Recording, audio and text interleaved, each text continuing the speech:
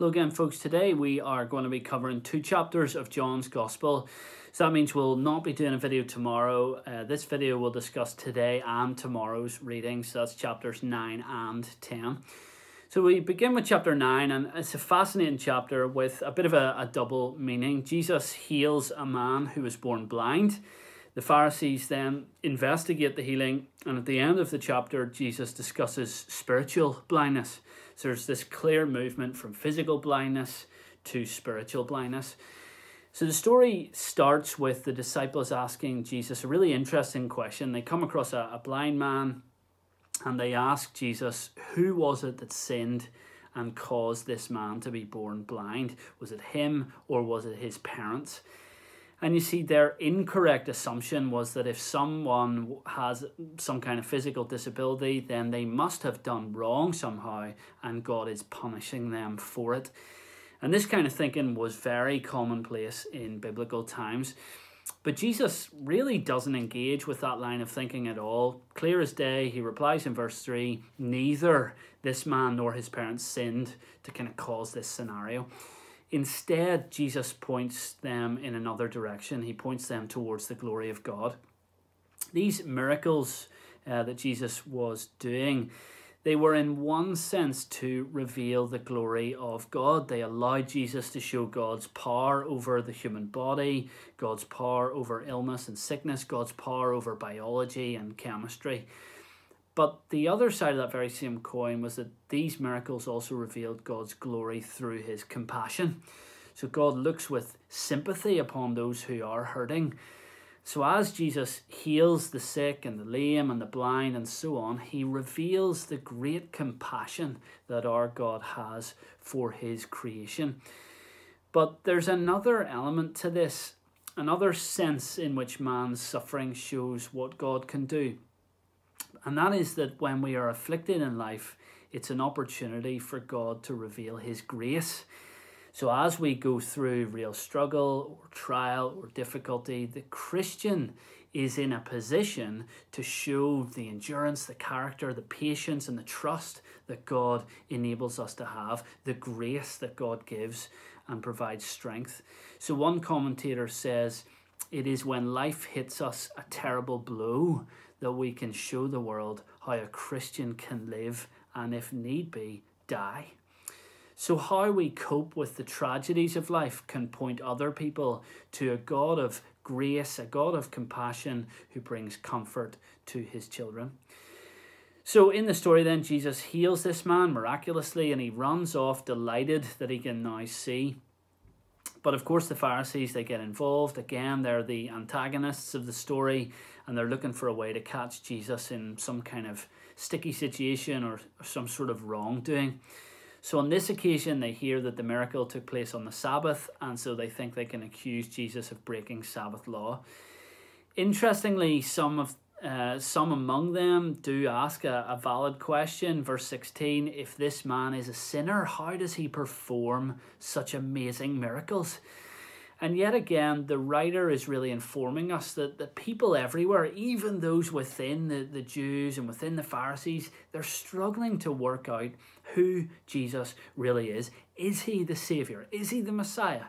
Or is he just a man? Is he a sinner or is he a saint?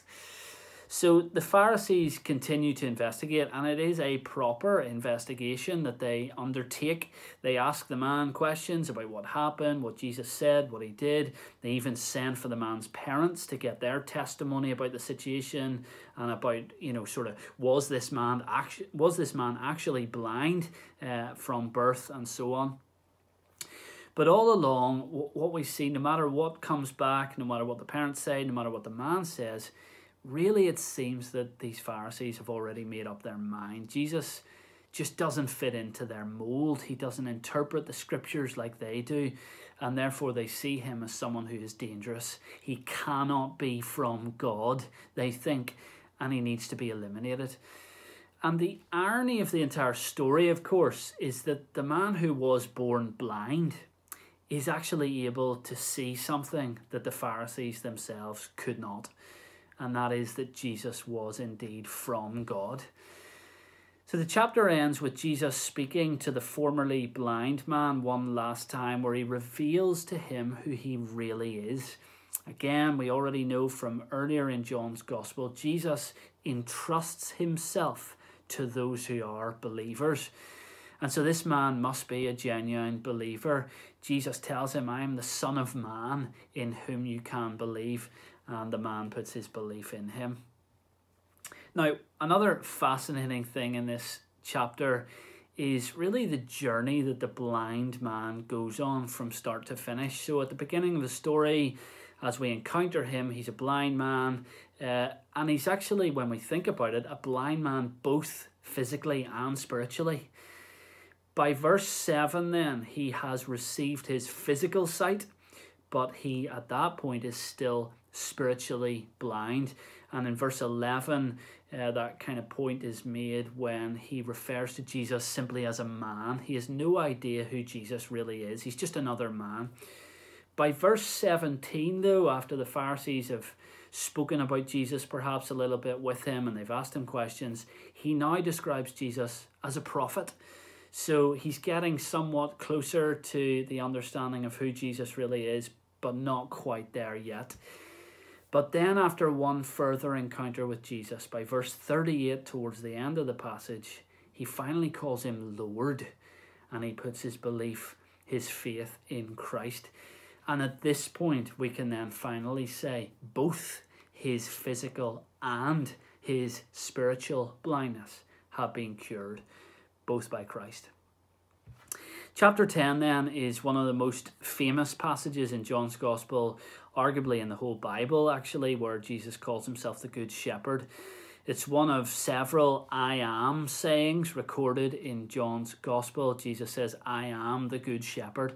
And again, the writer is concerned with the question, who is Jesus? And he's slowly building a more and more complete picture of who he is as we go through the Gospel.